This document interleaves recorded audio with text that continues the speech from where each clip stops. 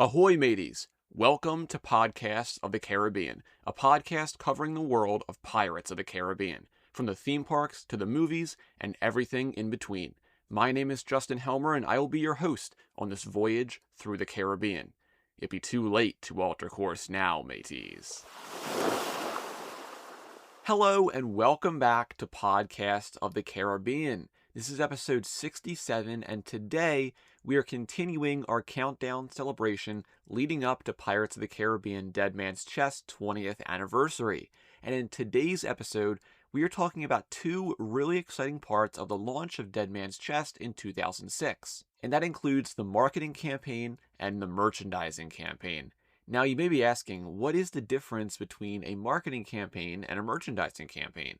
Well, a marketing campaign is when a bunch of companies get together to promote one product or specific thing at the same time. This benefits both sides as it promotes the product and it also drives business for the companies who are promoting it.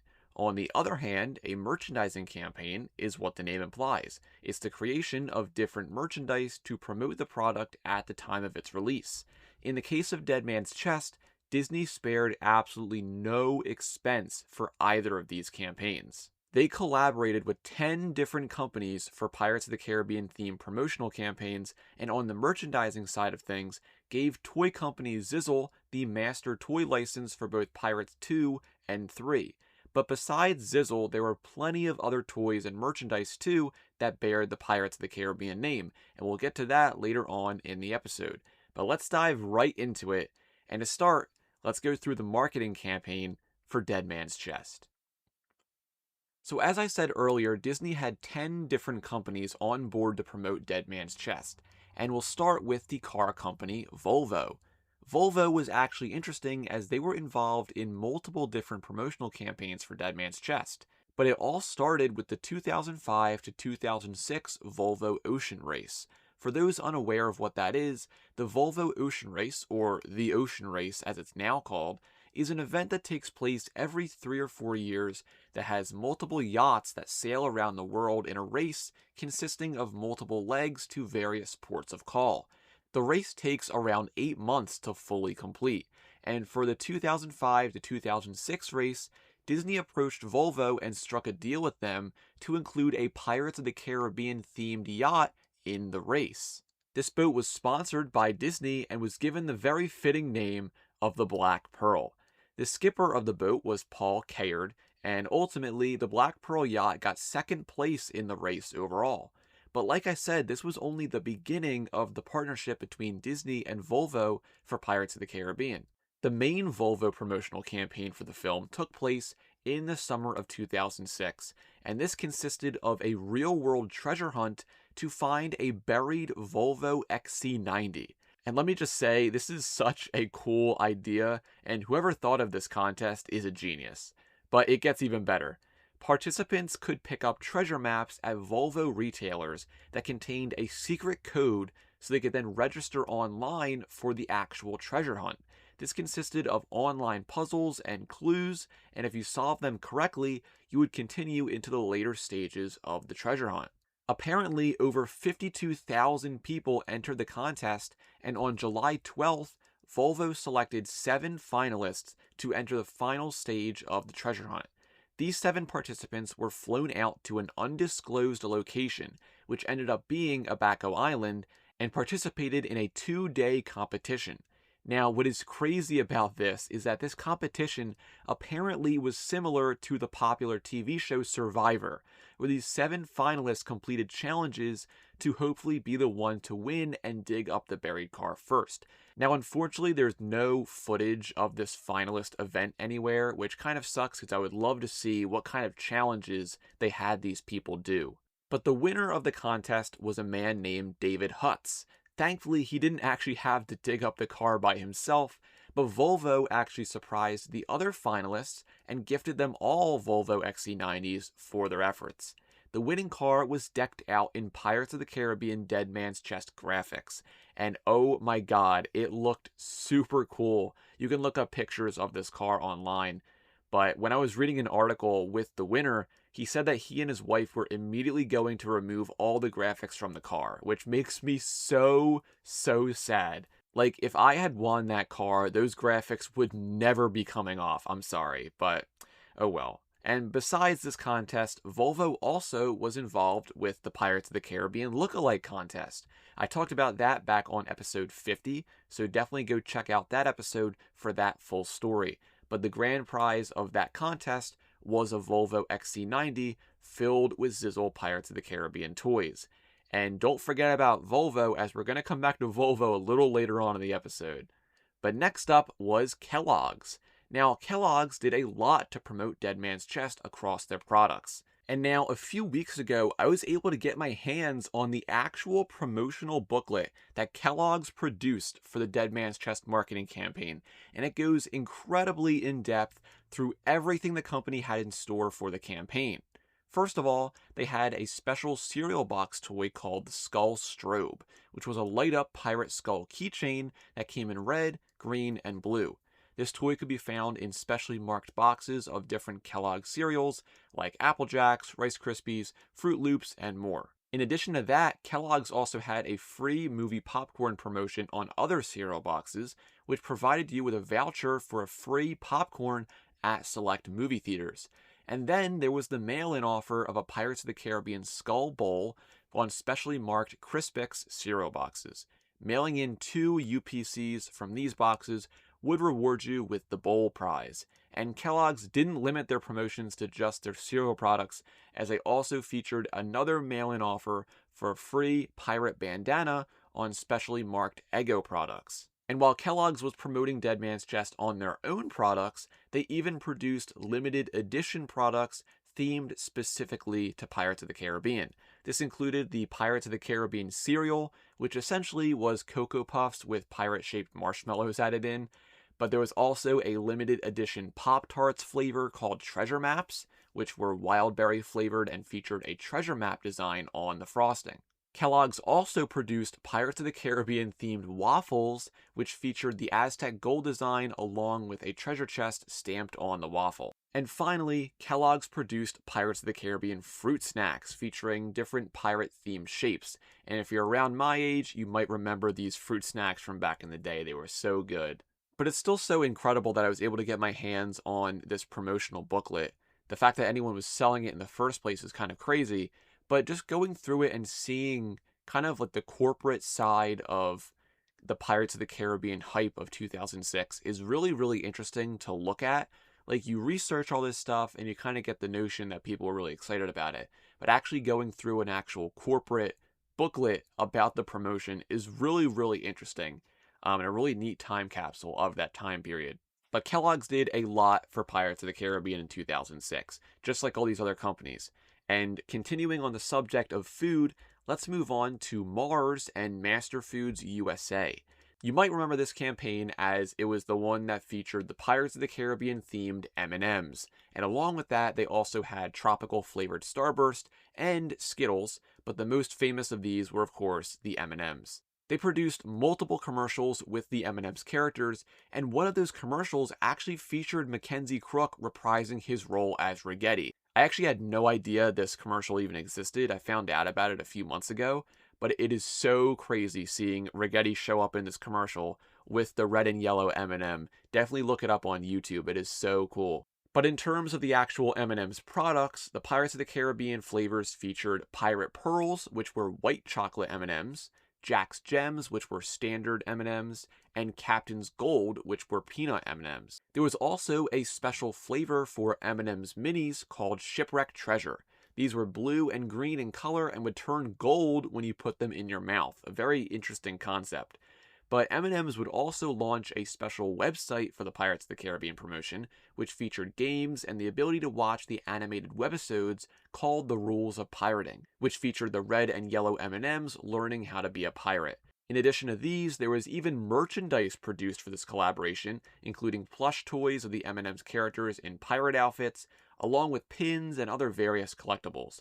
And this M&M's promotion even made its way to the NASCAR world, as in 2006, a car was decked out with the Pirates of the Caribbean M&M's branding and was driven by Elliott Sadler.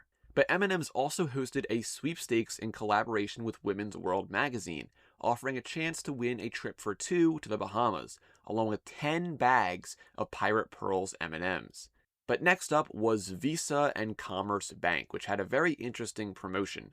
Every time members used their Commerce Bank credit or debit cards, they would be entered into a sweepstakes contest. The 3 winners of this contest would then be flown to New York City, where they were given a map and a key to one of 3 chests. These 3 chests each contained a cash prize, with one containing $10,000, another with $15,000, and the final one containing $25,000. The treasure hunt event was actually held at Madame Tussauds in New York City, which coincided with the installation of new wax figures of Jack Sparrow, Will Turner, and Elizabeth Swann, which had been added to promote both Dead Man's Chest and At World's End. But the next company on the list was Valpak. For those unaware, Valpak is a direct marketing company that essentially sends envelopes with free coupons in the mail to advertise for different brands and companies. During the week of June 21st to June 28th, Valpak sent out envelopes with movie-themed savings offers to around 40 million households in North America, and 800 of these envelopes actually included a free movie voucher for Pirates of the Caribbean: Dead Man's Chest.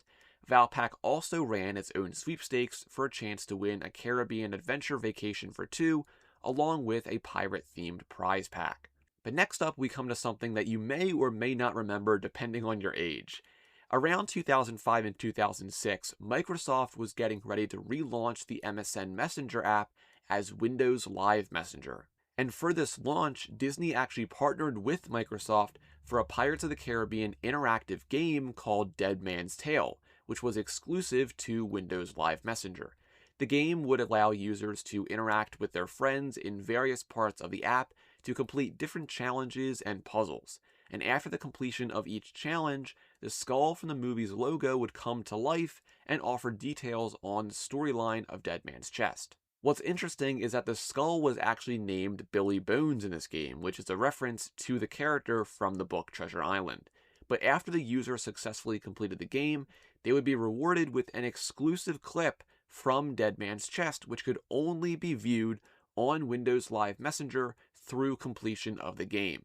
And Disney also supplied Windows Live Messenger with Pirates of the Caribbean themed backgrounds, display images, and other personalization options. The next up was the camera company Kodak, which was a longtime Disney sponsor.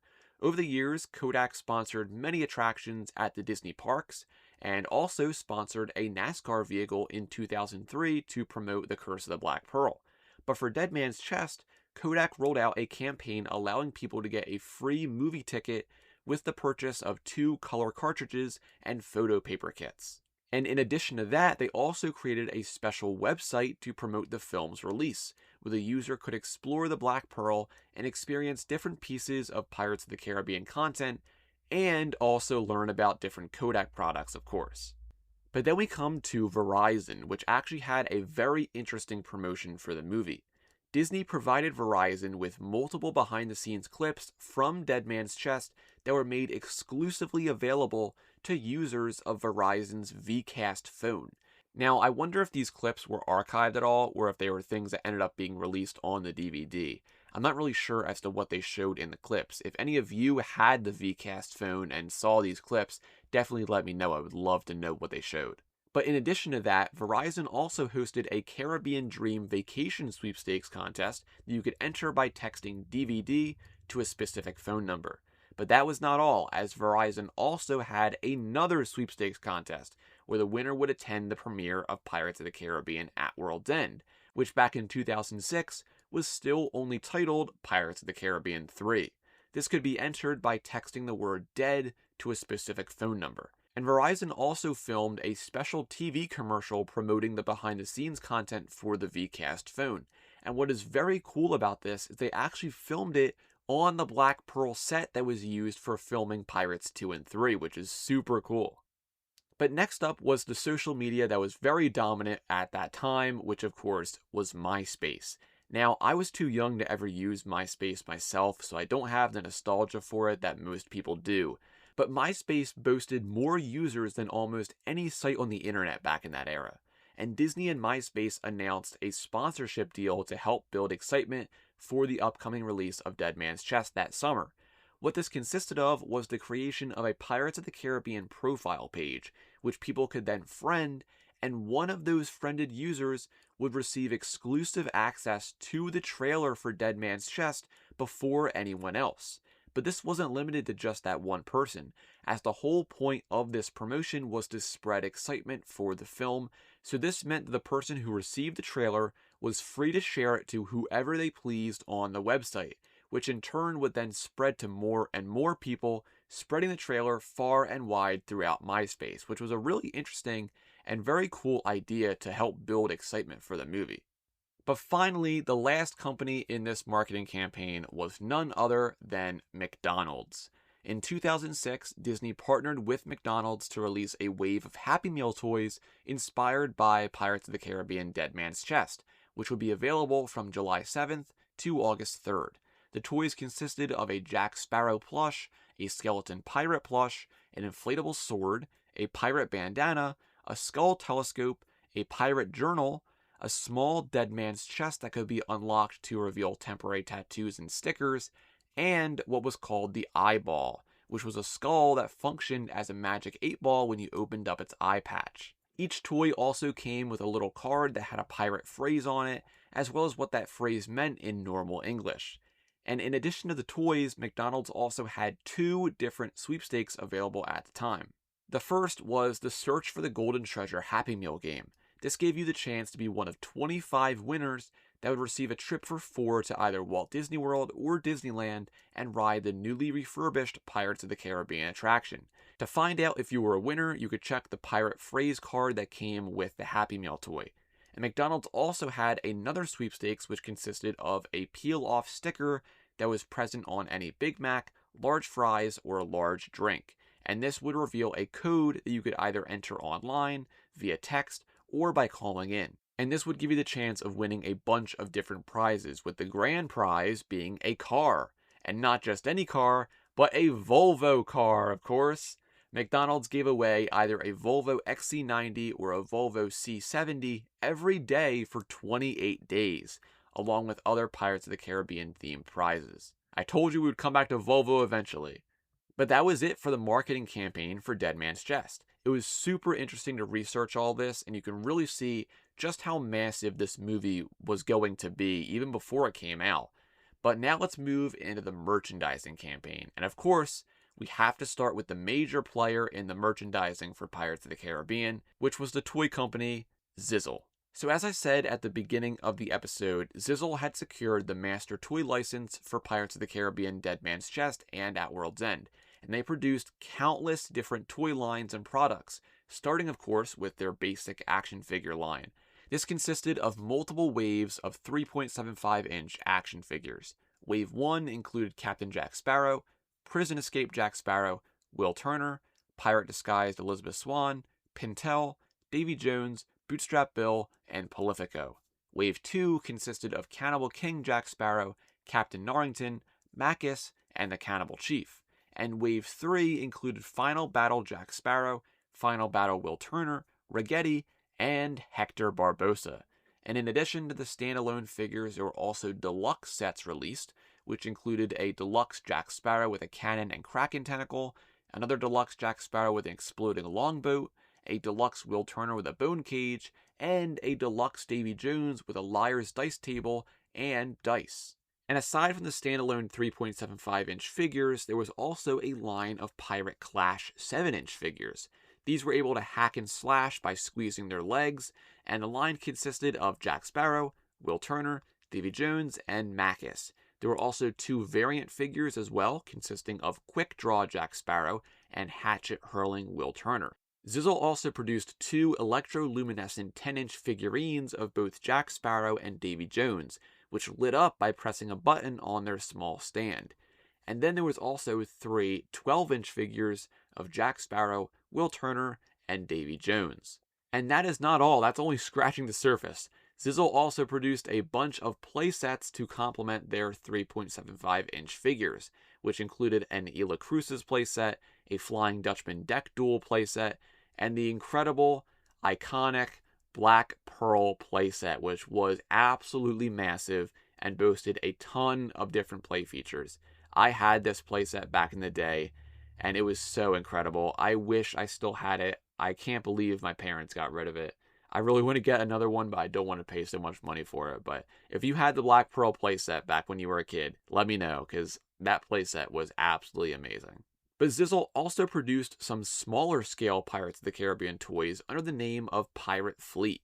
In this line was the Black Pearl, the Flying Dutchman, and the Edinburgh Trader. In addition to these, they also had a Micro Pirate World playset that folded up into a treasure chest at the same scale of the Pirate Fleet ships. Other toys Zizzle produced for Dead Man's Chest included a Flying Dutchman smoke blast cannon, a motorized prison escape Jack Sparrow, and a motorized Pintel in a rowboat. There was also a Cotton's Talking Parrot toy, a Dead Man's Chest electronic bank, and a talking skull alarm. But that was not all, as Zizzle also produced role-play sets like the Jack Sparrow gear set, another set with Will Turner's foam sword and belt, and an electronic Jack Sparrow sword. And in addition to all their toys, Zizzle also produced a Dead Man's Chest arcade pinball machine and a handheld version as well. Now, Zizzle also made way more toys for At World's End and also after the movie came out. Like there was the Secrets of the Deep line, there was the Swashbucklers line, but since this is focused on the Dead Man's Chest merchandising campaign, I figured I'd only mention the Dead Man's Chest specific products. But while we all remember the Zizzle toys, there were many other toy brands that also made Pirates of the Caribbean products as well. NECA had produced a few waves of Pirates figures for the Curse of the Black Pearl, and they continued this trend with 3 waves of Dead Man's Chest figures.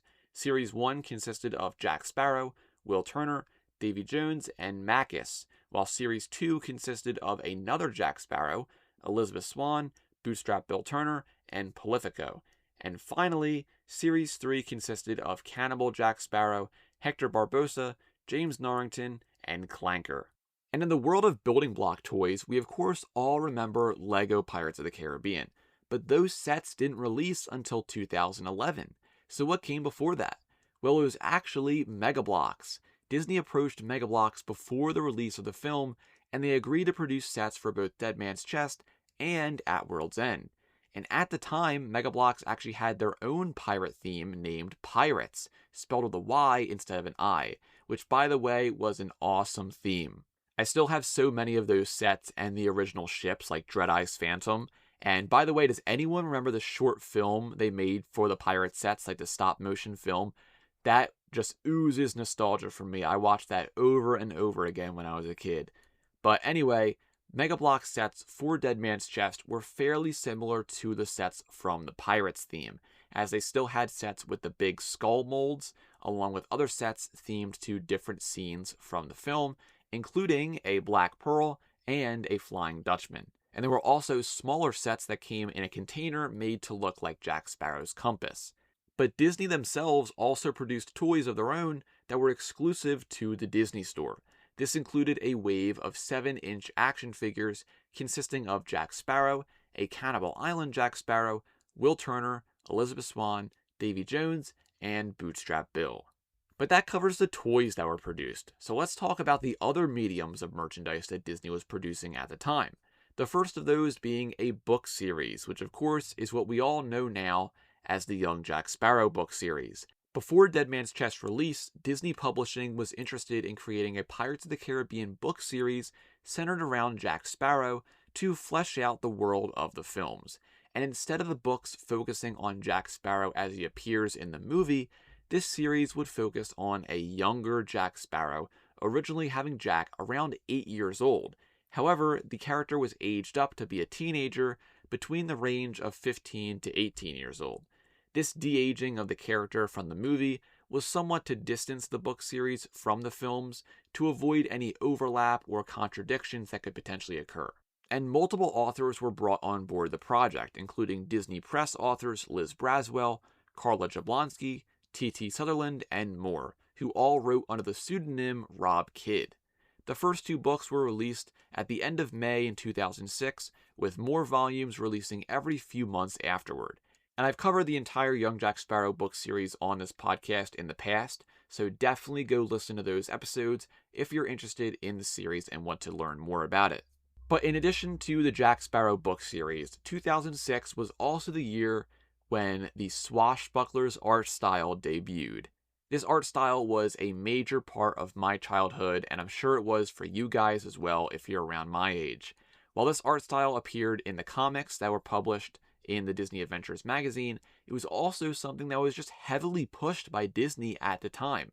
This art style could be found everywhere, from the comics to Flash games to storybooks to the graphic novels to activity books and all sorts of other kinds of merchandise. I still have a plate that has the Swashbucklers Jack Sparrow on it. Like, it was everywhere at that time. And of course, kind of the main reason why this art style was everywhere was for the planned Swashbucklers animated series, which unfortunately never happened. And if you want to learn more about that, you can also listen to episode 50. I talk about it on there. But finally, let's move into the world of video games. At this time, Disney was planning something very, very big and very ambitious. In the early 2000s, Disney was fresh off the success of the online MMO Toontown Online.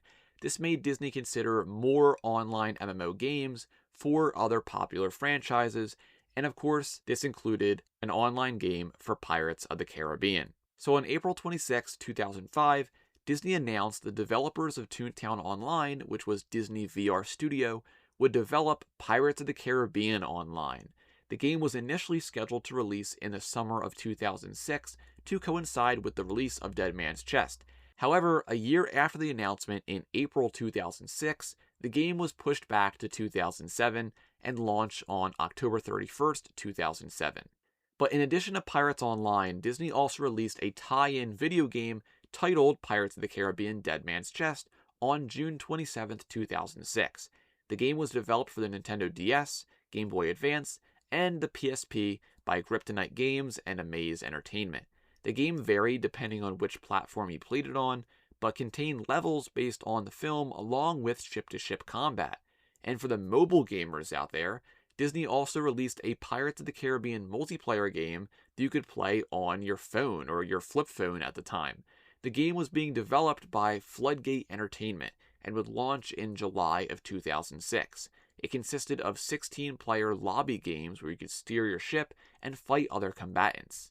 And what's interesting is that this game is not actually very Pirates of the Caribbean themed. You don't find Jack Sparrow or other characters in this game. And that's because the developer was actually working on this game for a year before Disney got in touch with them and rebranded it into a Pirates of the Caribbean tie-in game. Now, this is not the only time this has happened. This actually happened in 2003 with the video game Sea Dogs 2, which was rebranded into Pirates of the Caribbean. And this game, of course, if you played it, essentially has no real ties to the Pirates of the Caribbean franchise, except for the fact that they added the Black Pearl into the game. But it's a very interesting thing that Disney has done on multiple occasions. But finally, Disney also contracted Dutch DJ Tiesto to create a remix of the Pirates of the Caribbean theme, He's a Pirate.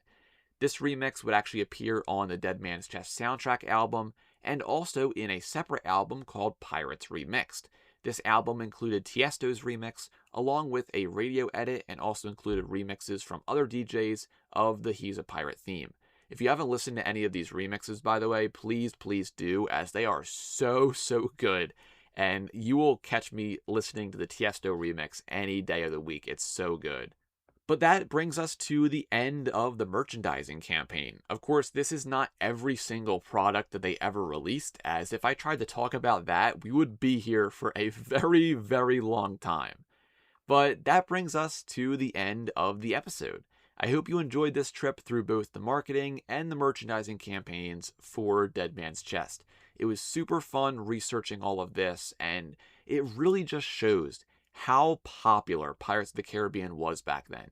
2006 really was the year that Pirates of the Caribbean took over the world, and going through all this stuff just makes me super nostalgic for that era.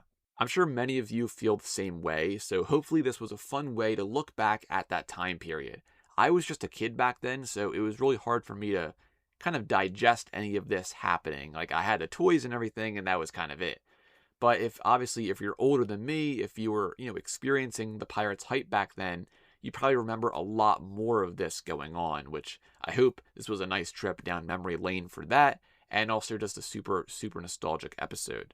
Thank you for listening to this episode, and thank you if you rated or reviewed the podcast wherever you listen.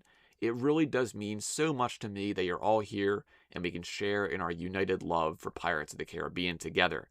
And we'll continue our countdown to Dead Man's Chest 20th anniversary next week with a more in-depth look at the 2006 refurbishment of the Pirates of the Caribbean attraction, so stay tuned for that. That'll be a very fun episode, so I hope to see you back here next week for it.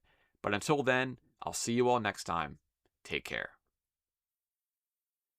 Podcast of the Caribbean is in no way affiliated with Disney. If you want to send me an email or a question, send it over to podcastofthecaribbean@gmail.com.